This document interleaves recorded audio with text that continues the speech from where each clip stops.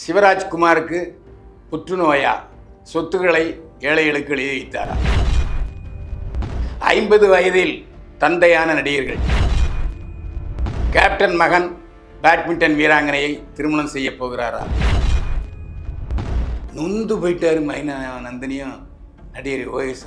என்ன சம்பாதிச்ச பல லட்சக்கணக்கான பணத்தை அதெல்லாம் முதலீடு போட்டிருந்தாங்க. என்ன செய்வது என்று எனக்கு புரியவில்லை என்று கண்ணீர் விட்டு புலம்பி இருக்கிறார் மைனா நந்தினி. 1000 ரூபாய் பொருள் 100 ரூபாய், 100 ரூபாய் பொருள் 5 ரூபாய். ஆமாங்க, உங்கள் கிங் டிவி 200 கோடி பார்வையாளர்களை கடந்து பயணிப்பதால் யூடியூப் ஷாப்பிங் அனுபவத்தை கொடுத்திருக்கிறது. பிளிப்கார்ட், மிந்த்ராவில் 90% ஆஃபர், 70% ஆஃபர், 60% ஆஃபர்னு நம்ம கிங் டிவி வியூவர்ஸ்க்கு அள்ளி தராங்க. இதில் டேக் ப்ராடக்ட்ங்கிற இடத்தை கிளிக் பண்ணுங்க. உங்களுக்கு பிடிச்ச ப்ராடக்டை இன்றே ஆர்டர் செய்து இந்த சந்தோஷத்தை கொண்டாடுங்கள். என்னை வாழ வைத்துக் கொண்டிருக்கும் யூடியூப் சேனல் நேயர்களுக்கு நன்றியும் வணக்கம். கிங் 24x7 சேனல் நேயர்களே, போற்றுவார் போற்றட்டும், புழுதிவாரி தூற்றுவார் தூற்றட்டும், என் கடன் உண்மை செய்திகளை உறக்கச் சொல்வதே. சிவராஜ்குமாருக்கு புற்றுநோயா சொத்துக்களை ஏழைகளுக்கு எழுதி வைத்தாரா? நடிகர் ராஜ்குமார், இங்கேயாவது ரஜினிகாந்த், கமலஹாசன், சிவாஜி கணேசன், எம்ஜிஆர், அதே மாதிரி தெலுங்கில் நாகேஸ்வர் ராவ், சிரஞ்சீவி, என்டிஆர் இப்படிலாம் இருந்தாங்க. ஆனால் கன்னடத்தில் ஒரே ஒரு சூப்பர் ஸ்டார், 30 வருஷமாக ஒரே சூப்பர் ஸ்டார் யாருன்னா ராஜ்குமார். தமிழகத்தில் பிறந்து கன்னடாவில் போய் சூப்பர் ஸ்டார் ஆனவர் ராஜ்குமார். அதில் ஒரு பெரிய விசேஷம் என்னென்னா, மோகன ராஜ்குமார் அரசியலில் ஈடுபட்டிருந்தா எம்ஜிஆர் முதலமைச்சர் ஆயிப்பார். ஆனால் என்ன நினைப்போ தெரியவில்லை, அவருக்கு அரசியலில் நான் ஈடுபடவே மாட்டேன் என்றார். அதனால் அங்கே உள்ள முதல் மந்திரிகள் எல்லோருமே ராஜ்குமாரை தெய்வமே அப்படின்னு சொல்லுவாங்க. ராஜ்குமாருக்கு 2 மகன்கள், ஒருவர் புனித் ராஜ்குமார், இன்னொருவர் சிவராஜ் ராஜ்குமார். இதில் சிவராஜ் ராஜ்குமார் மூத்தவர், புனித் ராஜ்குமார் இளையவர். புனித் ராஜ்குமார் அப்பா இருக்கும்போதே கதாநாயகன் ஆகிவிட்டார். அவரும் சூப்பர் ஸ்டாராக வலம் வந்தார். எப்படி நடிகர் சிவாஜி கணேசன் அவருடைய மகன் பிரபு மாதிரி. யாருடைய கண் பட்டதோ தெரியவில்லை, திடீரென்று தேகப்பயிற்சி செய்யும் பொழுது புனித் ராஜ்குமார் அங்கேயே சுருண்டு விழுந்து மயக்கமடைந்தார். இந்த தேகப்பயிற்சிங்கிறது முக்கியம்தான் ஐயா, எம்ஜிஆர் தான் தேகப்பயிற்சி செஞ்சார். இப்படியா? ஒரு மனிதனுக்கு சக்தி எந்த அளவுக்கு இருக்கிறது? 20 வயசில் செய்கிறத 30 வயசில் செய்யலாம், 30 வயசில் செய்கிறத 40 வயசில் செய்ய முடியாது, 40 வயசில் செய்கிறத 50 வயசில் செய்ய முடியாது, 60 வயசில் ஸ்டாப் பண்ணிடணும். தேகப்பயிற்சி என்பது உடலுக்கு வலு ஊட்டுவது. எந்த வயதில் எவ்வளவு வலு வேண்டும் என்பது தெரிந்திருக்க வேண்டும். சும்மா நமக்கு அந்த 6 பேக் வருது, ஒரே வேர்வையாக வருதுன்னு சொல்லி எக்கச்சக்கமாக ஒர்க் அவுட் பண்ணால் நிச்சயமாக சாவு. ஒன்றும் இல்லை, சொந்த செலவில் சூனியம் வைத்து கொண்டாருன்னு சொல்லுவாங்க. அந்த மாதிரி அந்த ஜிம்முடைய ஓனர் அவரே, ஜிம்முடைய ட்ரெயினரும் அவரே. எல்லாரும் போன பிறகு அந்த ஜிம்முடைய ஓனர் கம் ட்ரெயினர் எக்ஸசைஸ் பண்ணிகிட்டே இருந்திருக்காரு. பண்ணிகிட்டு இருக்கும்போதே சுருண்டு விழுந்து இறந்து விட்டார். இப்போது அடிக்கடி வரும் செய்திகள் இவை. அதுக்கு நம்ம ஒரு தனி பதிவு வச்சுக்கலாம். அதே மாதிரி தான் புனித் ராஜ்குமார் இறந்தார்.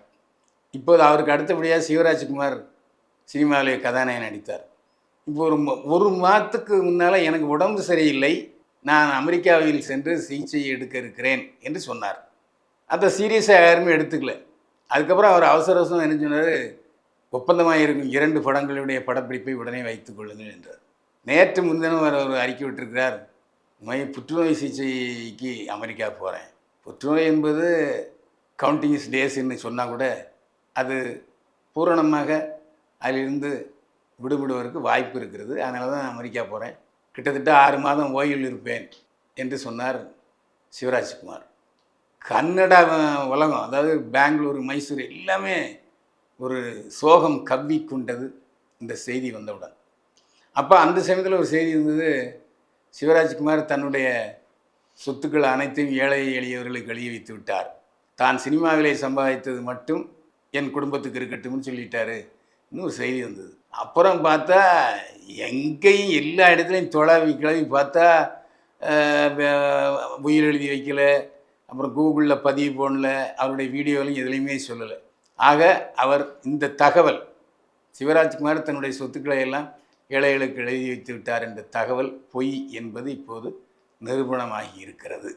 எது எப்படியோ சிவராஜ்குமார் அமெரிக்காவிலே போய் சிகிச்சை பெற்று அந்த புற்றுநோய் என்கிற அபாயத்திலிருந்து முழுமையாக மீண்டு வர வேண்டும் என்று கிங் 24 சேனல் சார்பிலும் உங்கள் சார்பிலும் என் சார்பிலும் இறைவனை பிரார்த்திக்கிறோம். 50 வயதில் தந்தையான நடிகர் பிரபுதேவா டான்ஸ் மாஸ்டர் சுந்தரம் மகன். அவருடன் பிறந்த 3 சகோதரர்களும் நடன இயக்குநர்களாக இருக்கிறார்கள். பிரபுதேவா ஆரம்பத்திலே தன்னுடன் நடனமாடிய ரமலத் என்ற நடன நடிகையை காதலித்து திருமணம் செய்து கொண்டார். குழந்தைகள் இருக்கிறது.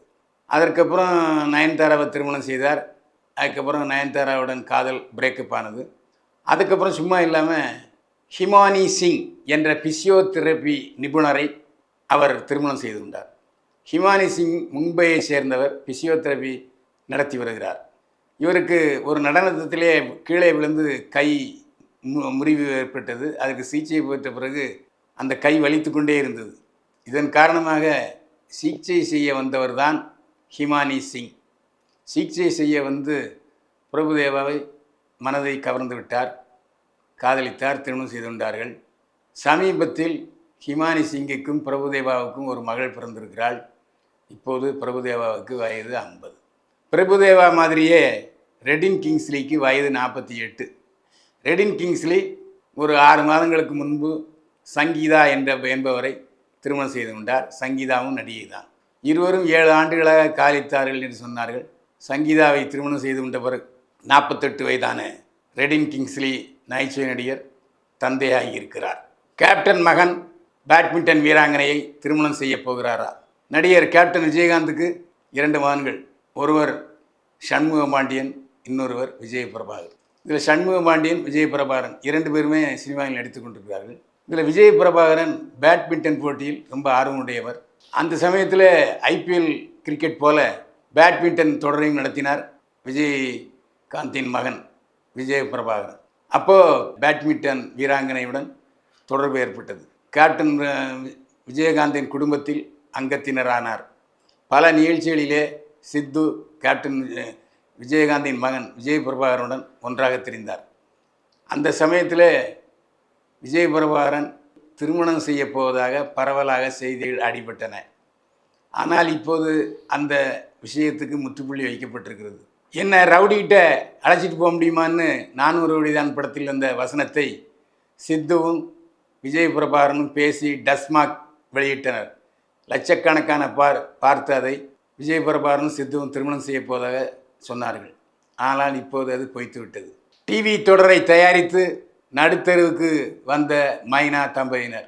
நடிகை மைனா சரவண மீனாட்சி தொடரில் நகைச்சுவை நடிகையாக வலம் வந்தவர். அதுக்கு பிறகு 2-3 சினிமா படங்களில் நடித்தார். மைனா என்கிற நந்தினி. இவர் ஏற்கனவே ஒரு பாடி பில்டரை திருமணம் செய்து கொண்டு அவர் இறந்து விட்டார். அதற்கு பிறகு யோகேஸ்வரி என்ற நடிகரை காதலித்து திருமணம் செய்து கொண்டார். இவர்களுக்கு குழந்தைகள் இருக்கின்றன. இவர் ஒரு யூடியூப் சேனலை தொடர்ந்து சொந்தமாக தொடங்கி நடத்தி வந்தார். அதில் புள்ளத்தாச்சி கேரக்டராக நடித்தார் மைனா நந்தினி. ஒவ்வொரு வாரமும் அதை போட்டு நல்ல காசு சம்பாதிச்சாங்க. அப்போது இவருக்கு 10 லட்சம் ரசிகர்கள் அவருடைய சொந்தமான யூடியூப் சேனல்லையே இருக்கிறாங்க. அந்த யூடியூப் சேனலில் தான் இந்த புள்ளத்தாச்சி நாடகத்தை நடத்தி வந்தார். சமீபத்தில் நடிகர் யோகேஸ்வரும் அவருடைய மனைவி மைனா நந்தினியும் இலங்கைக்கு போனாங்க. இலங்கையில் போய் அந்த டிவி தொடரை படமாக்கினார்கள். 20 நாட்களுக்கு மேல் தங்கியிருந்து படமாக்கினார்கள். திரும்பி சென்னை வந்தார்கள். வரும்போது படமாக்கிய ஹார்ட் டிஸ்க் தவறி கீழே விழுந்திருக்கிறது. இங்கே வந்து போட்டு பார்த்தா பிளாங்காக இருக்குது, எல்லாம் எரைஸாக இருக்குது, ஒன்றுமே இருட்டாக இருந்திருக்கு. நொந்து போயிட்டார் மைனா நந்தினியும் நடிகர் யோகேஸ்வரன். ஏன்னா சம்பாதிச்ச பல லட்சக்கணக்கான பணத்தை அதெல்லாம் முதலீடு போட்டிருந்தாங்க. இதை பார்த்தது மைனா நந்தினி தன்னோட யூடியூப் சேனலில் பேசியிருக்காரு. நான் சம்பாதித்த சொத்துக்கள் அனைத்தையும் இந்த டிவி சீரியல் ஹார்ட் டிஸ்க் பழுதானதால் இழந்து நடுத்தருவில் இருக்கிறேன், என்ன செய்வது என்று எனக்கு புரியவில்லை என்று கண்ணீர் விட்டு புலம்பியிருக்கிறார் மைனா நந்தினி. நேர்களை இது போன்ற பரபரப்பான சினிமா துணுக்களுக்கு கிங் 24x7 சேனலை சப்ஸ்கிரைப் பண்ணுங்கள், ஷேர் பண்ணுங்கள். நீங்கள் ஷேர் பண்ணியிருந்தால் மற்றவர்களையும் ஷேர் பண்ண சொல்லுங்கள். மீண்டும் சந்திப்போம். வாழ்க வளமுடன். 1000 ரூபாய் பொருள் 100 ரூபாய், 100 ரூபாய் பொருள் 5 ரூபாய். ஆமாங்க, உங்கள் கிங் டிவி 200 கோடி பார்வையாளர்களை கலந்து பயணிப்பதால் யூடியூப் ஷாப்பிங் அனுபவத்தை கொடுத்திருக்கிறது.